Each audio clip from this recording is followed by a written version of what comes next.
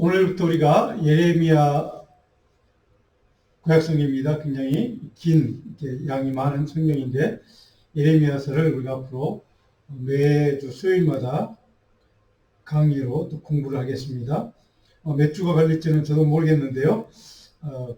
이 말씀을 우리가 공부할 때 하나님의 은혜가 또 하나님의 말씀이 우리에게 오늘 우리를 향한 주님의 말씀으로 들려지는 복된 시간 되면 좋겠다는 마음으로 이 말씀 같이 나누려고 합니다. 여러분들 같이 성경을 본문 말씀을 꼼꼼하게 읽으시고 또 묵상하시고 그 말씀을 통해 주시는 또 하나님의 하늘의 지혜를 우리가 깨닫는 복된 시간, 은혜를 깨닫는 정말 좋은 시간 될 수 있도록 말씀을 같이 읽고 기도해 주시면 고맙겠습니다. 우리가 먼저 지난 시간에 우리 했던 요절 말씀, 야고보서 4장 8절 말씀을 먼저 함께 읽고 말씀을 잠깐 묵상하고 예레미야로 말씀을 들어갑니다. 같이 한번 읽어봅니다. 하나님을 가까이 하라. 그리하면 너희를 가까이 하시리라. 죄인들아 손을 깨끗이 하라. 두 마음을 품은 자들아 마음을 성결하게 하라. 자, 지난 시간에 하나님을 가까이 하라. 또 성결하게 하다. 이 말씀을 제가 설명을 드렸는데요. 하나님을 가까이 하는 시간, 우리가 사순절기를 지나고 있는 때 하나님을 더 가까이, 십자가의 주님을 더 가까이 주님 앞에 나아가는 그 주님의 십자가 발 앞에 무릎 꿇고 주님의 은혜를 구하고 주님의 도움을 구하는 그런 기도하는 영적으로 하나님께 더 가까이 나아가는 그런 믿음의 절기가 됐으면 좋겠다 하는 마음으로 기도하고 있는데요. 이게 오늘 특별히 4장 8절 마지막에 보면 야고보서 기자가 이렇게 얘기합니다. 마음을 성결하게 하라. 성결하게 하라. 사순절기는 바로 우리의 마음 중심을 깨끗하게 하는, 거룩하게 하는 그런 절기이기도 합니다. 주님께 더 가까이 가는 믿음으로 말미암아 또 순종의 영으로 말미암아 우리의 삶이 더 정화되고 깨끗하게 또 변화되고 거기에 능력을 입는 그러한 우리 사순절기 앞으로 우리 예레미야서를 공부할 때 그런 은혜의 시간이 됐으면 좋겠습니다. 자, 오늘 예레미야서는 우리가 소선지서 첫 번째 시간에 제가 말씀을 드린 적이 있는데 대예언서와 소예언서 이렇게 예언서는 구분된다고 했습니다. 소예언서는 12권이라고 말씀드렸고 우리가 지금까지 계속 공부했던 성경들입니다. 이제 대예언서는 뭐냐? 양이 좀 많은 긴 성경을 뜻합니다. 보통 이사야서, 에스겔서, 예레미야서, 물론 애가까지 포함을 해서 이렇게 우리가 보통 대예언서, 물론 어떤 학자에 따라서 다니엘서도 12장밖에 안 되지만 다니엘서도 이 대예언서에 들어간다 이렇게 주장하는 분도 있기도 합니다.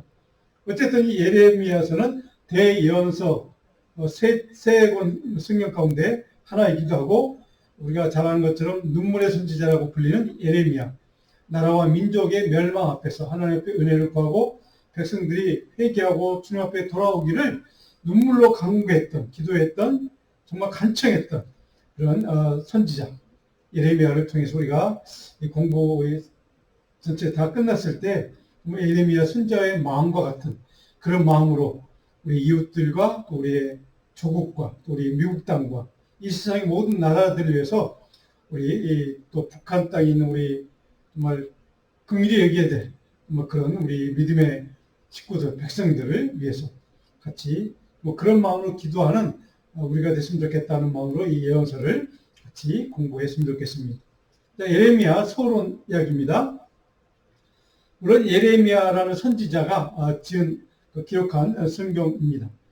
우리가 예레미야라는 선지자가 활동했던 시대에 잘 아는 에스겔, 우리가 앞으로 보겠지만 에스겔 선지자, 또 다니엘이라고 하는 선지자가 활동했던 시기와 거의 비슷한 시기에 활동했던 선지자입니다. 그래서 선지자 이 예레미야라는 이름의 뜻은 뭐냐면 좀 풀어서 설명하면 여호와께서 세우셨다.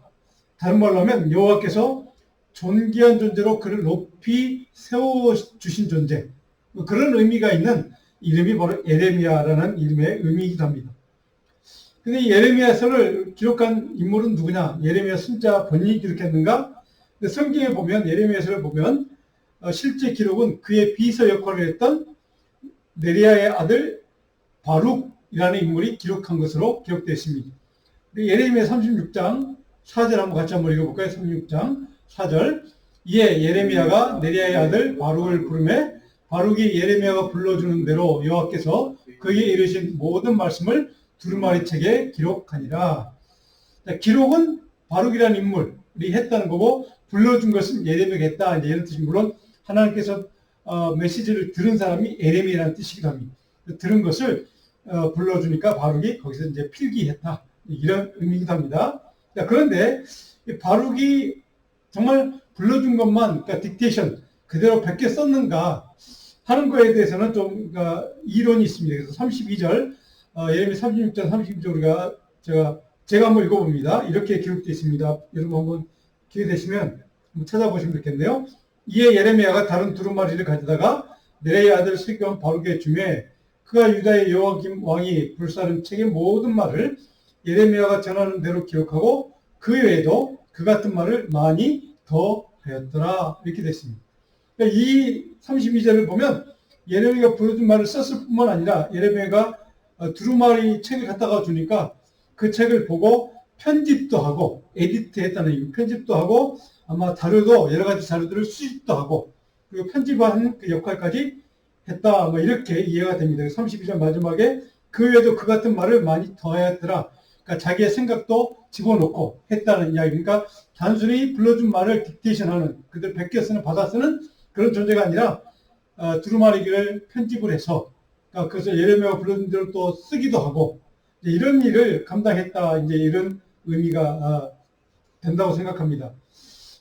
이런 역할들은 우리 신약성경에 보면 바울 사도의 동역자였던 인물들이 있죠. 여러 사람이 있습니다. 예를 들면 뭐 디모데도 있고 뭐 디도라는 인물도 있고 뭐 여러 가지 인물들이 있습니다. 그러니까 여러 인물들이 있는데 그 인물들이 바로 바울이 불러준 말씀을 기록하고 했던 인물들이 같은 역할을 그런 존재라고 생각하시면 바룩이 그런 일을 했구나 이해가 되실 것 같습니다. 예레미야의 개인적인 배경을 우리가 설명하면 어떤 개인적인 배경을 갖고 있는 인물인가? 1장 1절, 본문 1장 1절에 보면 설명이 됐습니다. 아나도 출신이고 제사장 힐기야의 아들, 여러 제사장 가운데 한 명이었던 힐기야라는 인물의 아들이었다. 그러니까 제사장 가문의 후손이다. 이렇게 해서 이해를 하시면 쉽게 이해가 될 것 같습니다. 언제 선지자로 부름받았는가? 성경을 보니까 요시야 왕이라는 인물이 있죠. 요시야 왕의 통치 13년, 그러니까 기원전 627년입니다.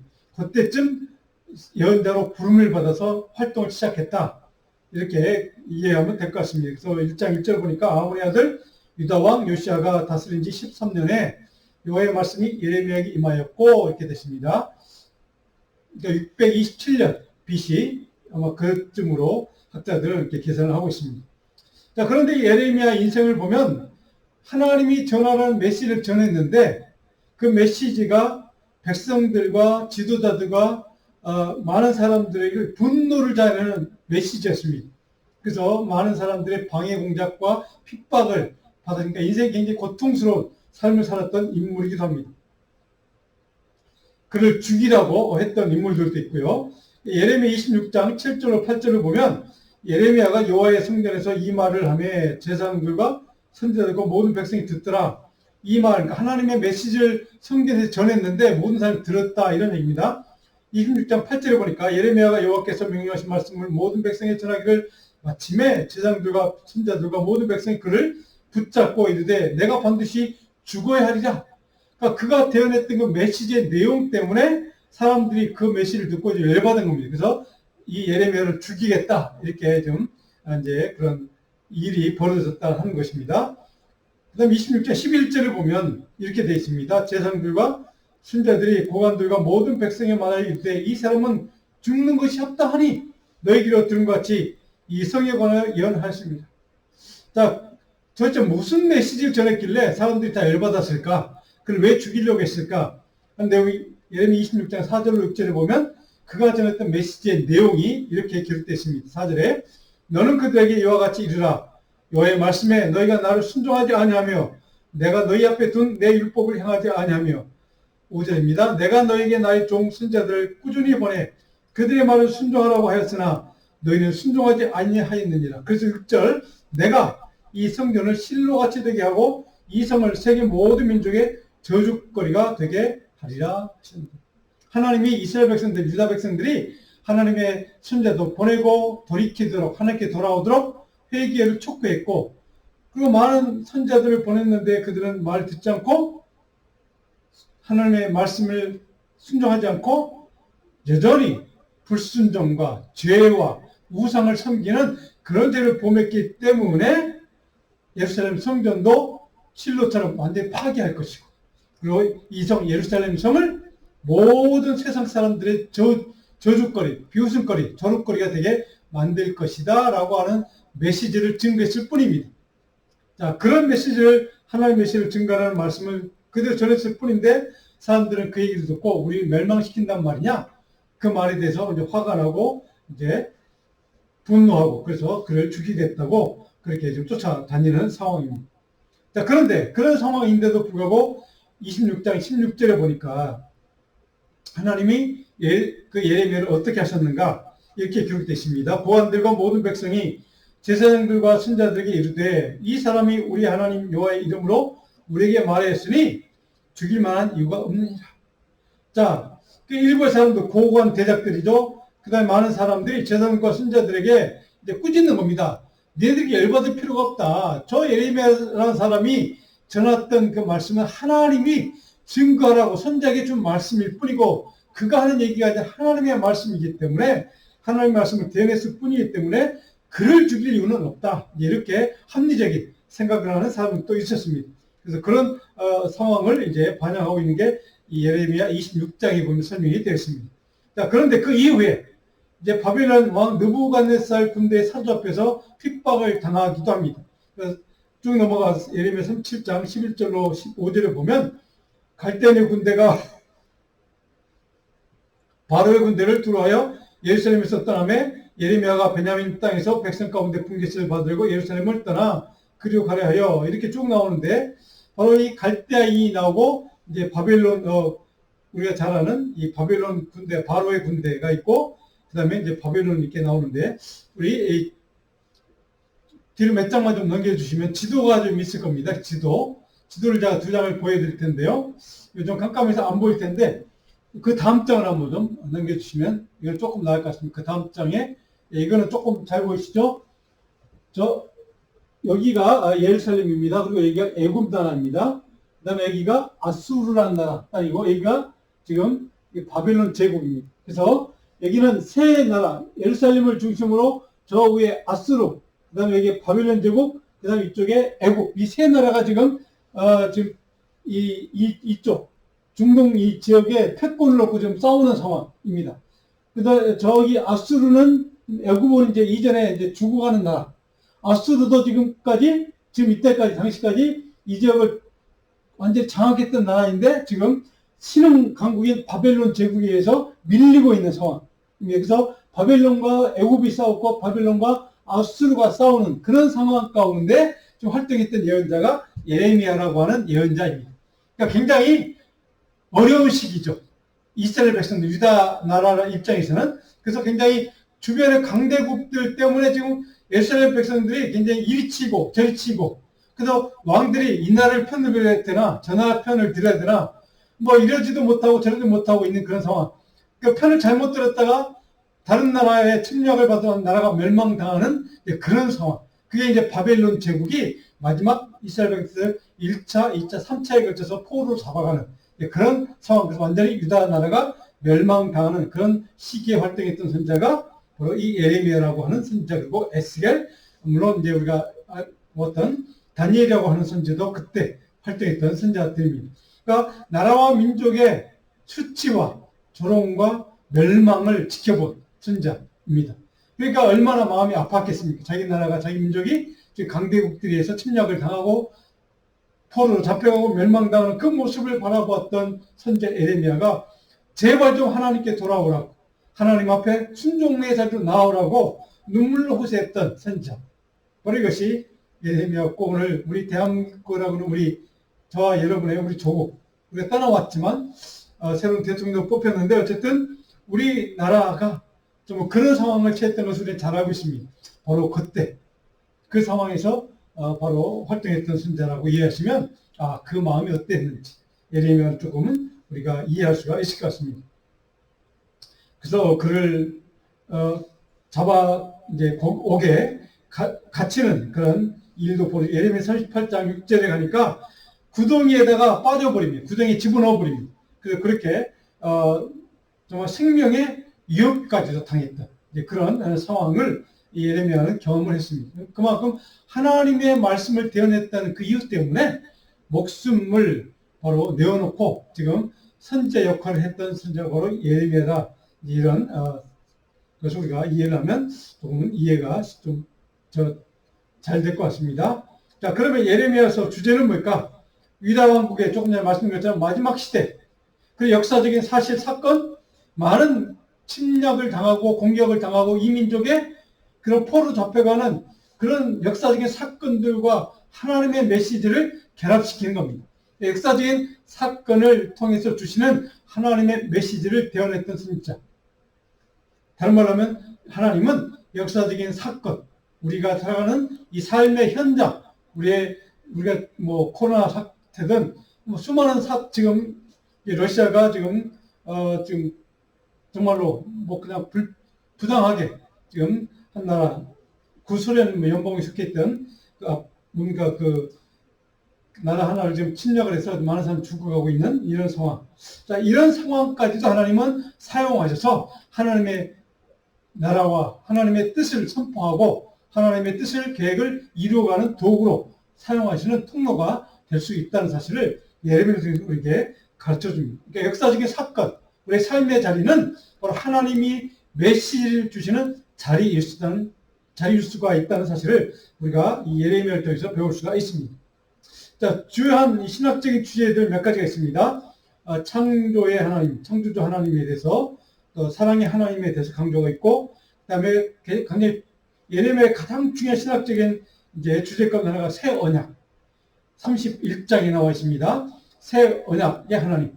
새 언약을 주시는 하나님. 율법이 아닌 우리 마음밭에 새겨주는 언약을 얘기하는 새 언약. 앞으로 우리가 다루게 될 것입니다. 그리고 죄를 심판하시고 판단하시는 하나님. 자기의 뜻을 성취하고 이루기 위해서 조금 전에 말씀드렸던 역사를 사용하시는 하나님. 그리고 심판뿐만 아니라 구원을 약속하신 하나님. 이런 주제들이 쭉 기록되어 있습니다. 자, 이제 1장으로 넘어가면 1장, 오늘 1절로 10절까지만 보겠습니다. 자, 1장의 1절로 3절에 보면, 이제 예언자로 부르신 그 사건, 소명이라고 하죠. 소명 사건의 시간표가 3절까지 기록되어 있습니다. 자, 1절, 우리가 아까 읽었던 말씀이죠. 힐기야라는 인물, 아버지가 힐기야라는 인물, 힐기야의 이름이 뭐냐면, 아버지 이름의 힐기야라는 뜻이 뭐냐면, 내 궁극, 내 지경은 하나님이다. 뜻입니다. 그 아버지가 힐기야라는 이름을 가졌는데, 그 힐기야라는 이름이 내 궁극, 내 삶의 지경은 하나님의 것이란다. 바로 내 모든 삶의 모든 지경 전체는 하나님의 것, 하나님께 속한 것이라는 의미를 갖고 있는 아버지를 둔 그런 아들이 바로 예레미야 선지자입니다. 자, 2절 오늘 본문 1장 2절을 보니까 이렇게 기록됐습니다. 아몬의 아들 유다 왕 요시야가 다스린 지 13년에 여호와의 말씀이 예레미야에 임하였고, 아까 얘기했던 말씀이죠. 그러니까 이때가 627년이라고 말씀을 드렸습니다. 자, 3절에 보면 언제까지 선지자로 활동했는가? 요시야 아들 유다 왕 요아김 시대부터 요시야의 아들 유다 왕 시드기야의 11년 말까지 곧 5월에 예루살렘이 사로잡혀 가기까지 임하니라. 이때가 587년입니다. 그러니까 예루살렘이 3차 바빌론 포로로 잡혀간 멸망당한 그때, 나라가 완전히 유다 나라가 멸망당할 때, 그때까지 굉장히 40년 이상을 활동했던 그런 선지자였다라고 이해하시면 될 것 같습니다. 자, 그 다음에 우리가 하나를 보여주죠. 여러분들이 아마 설교 노트에도 아마 제가 기록을 해놨을 것입니다. 중요한 연대표가 있습니다. 여러분들이 한번 보시면 좀 작아서 안 보일 텐데 설교 노트에 있습니다. 그 설교 노트를 참조하시면 될 것 같습니다. 이거 보시면 요시야가 640년부터 609년까지 활동하다 609년에 죽임을 당합니다. 요시야의 종교 개혁자였죠. 그래서 전쟁에 나갔다가 그냥 죽임을 당하고 맙니다. 전사를 당하고 맙니다. 그때가 609년인데 이때부터 이제 나라가 이제 완전히 멸망기로 들어서는 거죠. 근데 그 요시야 왕이 활동했던 중간에 627년에 이제 선제로 부름을 받았다 하는 게 성경에 2절에 기록되어 있는 말씀이었습니다. 두 번째 임금이 누구냐? 여호아하스라는 임금입니다. 이 사람은 요시야가 죽자마자 그냥 잠깐 왕이 되었다가 금방 없어진 인물입니다. 이게 여호아하스. 짧은 통치 기간입니다. 그래서 이때 바빌론 포로로 잡혀갔던 해가 609년, 어떤 학자는 605년이라고 얘기하지만 이때쯤이 1차로 바벨론의 완전히 멸망을 당해서 포로로 잡혀가는, 그때 포로로 잡혀갔던 인물들이 누구냐? 다니엘과 그 친구들 있죠? 그런 인물들이 포로로 잡혀갑니다. 네, 그런 때입니다. 그 다음에 임금이 예레미야가 생겼던 임금이 누구냐? 여호야김이라는 임금입니다. 609년부터 598년까지 활동했던 인물이 바로 엘리야킴이라고 그 다음에 이름이 바뀝니다. 열왕기하 2000년 34절 보면 설명이 되어 있습니다. 요아킴 왕이 이때 활동했고, 그 다음에 요아긴이라는 왕이 활동했던 시대가 598년부터 597년, 물론 짧은 그때 시기입니다. 이 597년이 2차 바빌론 포로로 잡혀갔던 때입니다. 2차로 잡혀갔던 때입니다. 그러니까 한 10여 년쯤 지났을 때 2차 바빌론 포로로 잡혀갔던 때입니다. 그 다음 마지막으로 시디기야 왕이 활동했던 때 예레미야가 선지자로 활동했던 마지막 때입니다. 597년부터 586년, 한 10여 년 정도 안 되죠? 활동 기간이. 그때 586년 혹은 587년, 그때 완전히 바빌론에게 유다 나라가 멸망당합니다. 그래서 3차로 포로로 잡혀가는 때가 바로 이때입니다. 그래서 이 마지막 때까지 유다 나라가 완전히 패망할 때까지 활동했던 선지자, 이렇게 이해하시면 굉장히 오래 활동했고 나라의 멸망 과정을 쭉 지켜본 그런 활동 시기가 그때와 겹치는구나, 이렇게 이해하시면 그의 메시지의 내용을 조금 우리가 쉽게 이해할 수 있을 것 같습니다. 자, 크게 두 번째로 오늘 본문 4절로 10절에 보면 그런 배경을 가진 예레미야 선지자를 하나님은 신실한 자였다고 합니다. 그래서 신실한 믿음의 사람을 하나님이 사용하셔서 예언자로 부르셔서 그의 임무를 주시고 그를 이제 선지자로 임명을 하시는 사건이 4절로부터 기록되어 있습니다. 근데 이 임명 과정을 보면 제가 이제 한 절 한 절씩 살펴보려고 하는데요. 자, 첫 번째, 하나님이 예레미야에게 주신 말씀이 있습니다. 하나님의 말씀이죠. 그 말씀의 권위는 도대체 어디에서 오는 것인가? 4절에 이렇게 기록되어 있습니다. 4절에 여호와의 말씀이 내게 임하니라 이르시되, 여호와의 말씀이라고 되어 있죠. 하나님이 자기가 선포한 메시지의 권위는 누구가 준 거라고요? 하나님이 주신 것이다 라고 정확하게 지금 밝히고 있습니다. 하나님에게 그 말씀의 기원이 있다는 것을, 근원이 있다는 것을, 리소스가 어디냐? 하나님이라고 정확하게 밝히고 있습니다. 자, 두 번째로 보면 하나님이 그를 부르신 다음에 말씀을 주시고 그 다음에 그를 선제로 보내시는, 파송하는 선언이 있습니다. 5절에 보면 이렇게 기록되어 있습니다. 5절을 같이 한번 읽어볼까요? 내가 너를 모태에 짓기 전에 너를 알았고 내가 배에서 나오기 전에 너를 성별하였고 너를 여러 나라의 선지자로 세우느라. 여러 나라의 선지자로 내가 너를 파송할 거야 라고 지금 기록된 게 5절의 말씀입니다.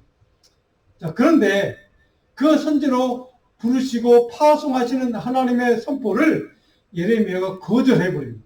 6절에 보시면 이렇게 기록되어 있습니다. 6절 같이 읽어볼까요?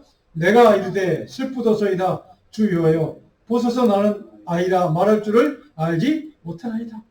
나는 말을 못해요. 하나님 다른 사람 찾아보세요. 이런 얘기입니다. 그러니까 거절을 해버립니다.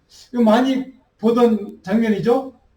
출애굽기 4장 10절을 보면 하나님 모세를 민족의 지도자로 그를 세워서 이제 이스라엘 백성들을 출애굽하는 사명을 맡깁니다.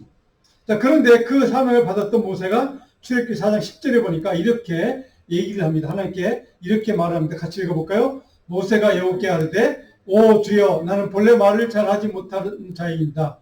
주께서 주의 종에게 명령하신 후에도 역시 그러니 나는 입이 뻣뻣하고 혀가 둔한 자니. 모세가 이런 말씀을 이제 했습니다. 거의 유사한 말씀이죠. 예레미야가 했던 말씀과 6절에 했던 말씀과 바로 아마 어디서 이렇게 겹치는 이렇게 모습을 우리가 볼 수 있습니다. 그러니까 하나님의 사람들이 부름을 받았을 때 예스하고 하는 사람도 물론 있지만 이렇게 모세나 예레미야처럼 한번 이렇게 튕기는 사람도 있습니다. 그래서 나는 못합니다. 아마 솔직한 얘기였을 겁니다. 하나님 그 메시지, 거기까지 하나님 말씀을 나 같은 존재가 어떻게 대언한단 말입니까? 라고 하는 그런 겸손일 수도 있고 이런 말씀을 하고 있습니다. 7절과 8절을 보면 예레미야가 그렇게 얘기하니까 이제 하나님이 그에게 다시 소명을 확증해 주신 이야기가 오늘 본문 1장 7절 8절입니다.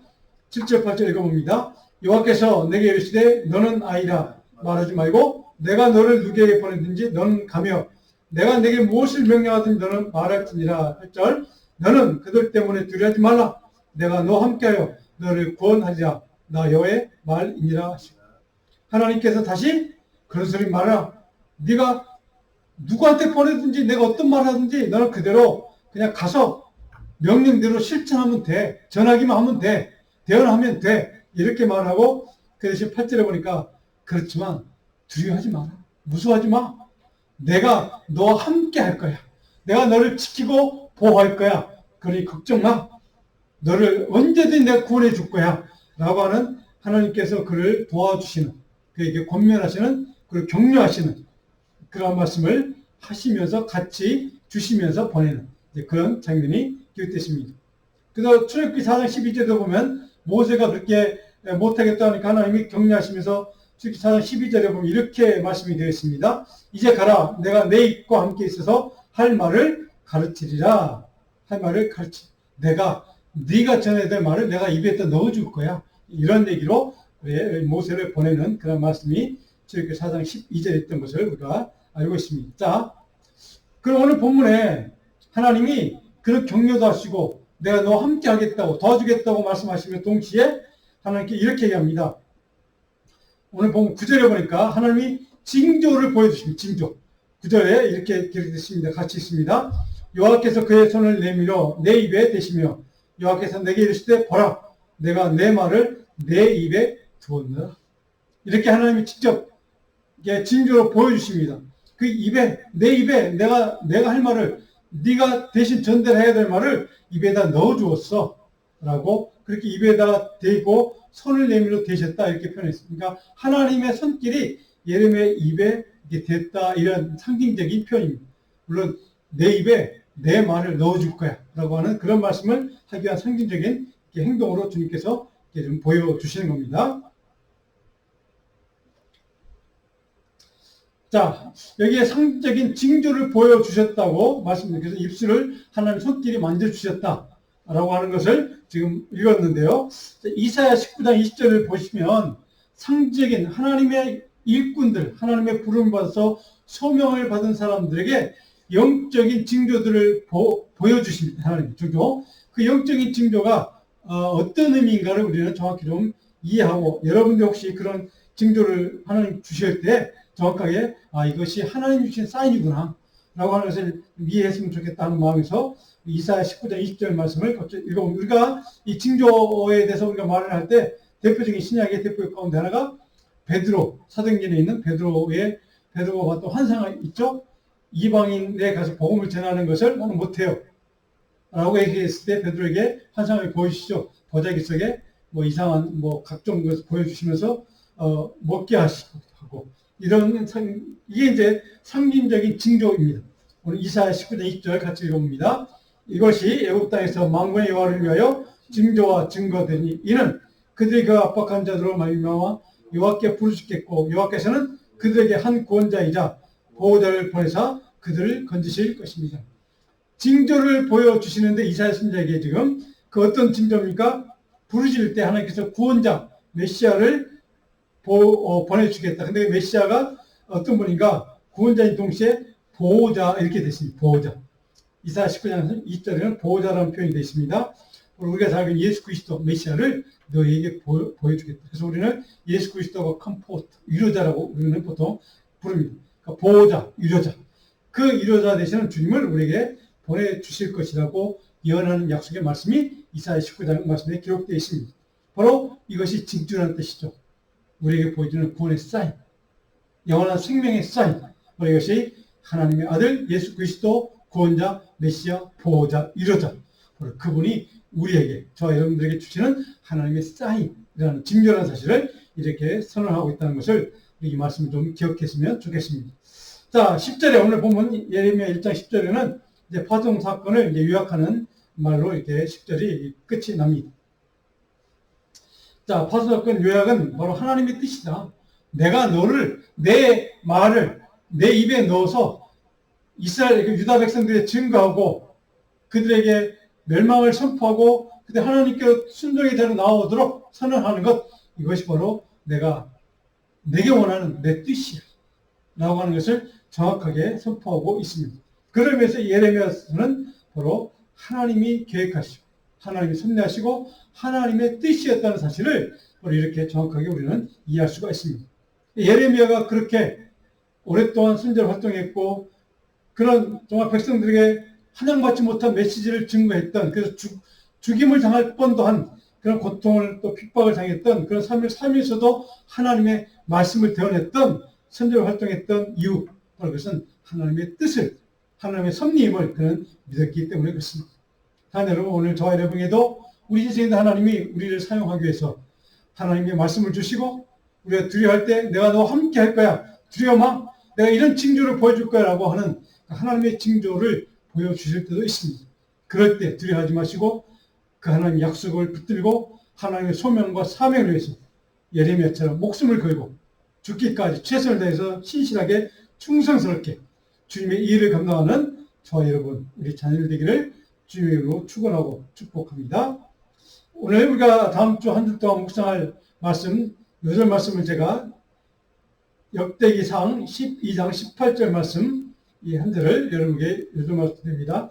이 역대기상 12장 1절에는 이렇게 기록됐습니다. 어떤 상황이냐면 다윗이 기스의 아들 사울로 말미암아 시글락에 숨어 있을 때에 거기에 와서 싸움을 도운 용사 중에 든 자가 있었으니, 그러니까 사울 왕의 핍박과 그가 좀 죽이려고 쫓아오는 장인 그 사울 왕, 그를 피해서 시글락 굴에 좀 숨어 있는 다윗의 상황입니다. 그런 상황 가운데 있는 이 다윗에게 많은 사람들, 장수들, 뭐 지금으로 하면 뭐 용병들, 뭐 그냥 패전병 같은 사람들, 그런 사람들이 다윗과 함께 하겠다고 도와주겠다고 했던 몇백 명의 사람들이 있습니다. 그 사람들이 바로 함께 한 그 상황 가운데 18절 같이 있습니다. 그때 성령이 30명의 우두머리 아마셀을 감싸시니 이르되 다윗이여 우리가 당신에게 속하겠고 이새의 아들이여 우리가 당신과 함께 있으리니 원하건대 평안하소서. 당신도 평안하고 당신을 돕는 자에게도 평안이 있을지니 이는 당신의 하나님이 당신을 도우심이이다 한지라. 아멘. 자, 그런 용병들 가운데 30명의 우두머리인 아마셀을 누가 감쌌다고 했습니까? 성령께서. 다윗을 돕겠다고 찾아온 그 사람들의 우두머리인 아마셀을 성령께서 보호하셨다는 뜻입니다. 그러면서 바로 그 아마셀가 이렇게 얘기합니다. 우리가 당신의 종이 되겠습니다. 당신의 수하가 되겠습니다. 우리가 당신과 함께 있겠습니다. 당신을 돕고서 당신을 보호하겠습니다. 원하건대 평안을 누리십시오. 평강을 누리십시오. 마음의 위로를 얻으십시오. 당신도 편하고 당신을 돕는 자에게도 하나님이 주시는 평안이 있을지니 이는 당신의 하나님이 당신을 도우시기 때문입니다. 위대한 믿음의 고백입니다. 우리가 당신을 돕기 위해서 왔습니다. 우리가 당신을 돕기 위해서 온 이유, 목적, 당신의 평강을 누려도 이제 마음의 평안을 찾아도 되는 이유, 그것은 당신을 돕는 자에게도 하나님이 평안을 주실 것이요 그들 통해 당신이 평강을 누리게 될 것이요 동시에 우리도 당신을 돕는, 당신과 함께하는 우리도 하나님이 평강을 주실 것을 믿기 때문에 우리가 당신 앞에 나왔습니다. 당신의 하나님이 당신을 돕는 것을 우리는 분명히 믿습니다. 자, 여러분, 우리가 사순절기 지날 때, 우리가 어려운 시기를 살아가는 이때 어떤 세상의 문제, 건강의 문제, 여러 가지 질병의 문제, 이런 모든 문제들을 우리가 만나고 또 그 문제들과 싸우면서 살아갈 때 영적인 시험과 시련과 또 여러 가지 영적인 그런 고난이 있을 때 오늘 이 말씀을 기억하고 사순절기를 지났으면 좋겠습니다. 우리 하나님이 우리를 도우심을 믿고 그 하나님의 은혜와 도심과 긍휼의 능력으로 우리가 이 사순절기를 믿음으로 승리하고 말씀 앞에 순종하며 우리 모든 삶의 지경이 하나님의 은혜와 긍휼 충만한 복된 이 사순절기, 믿음의 사순절기, 은혜가 충만한 사순절기, 성령의 도우심으로 충만한 사순절기가 될 수 있기를 주님의 이름으로 축복합니다. 기도하겠습니다. 하나님 고맙습니다. 우리 오늘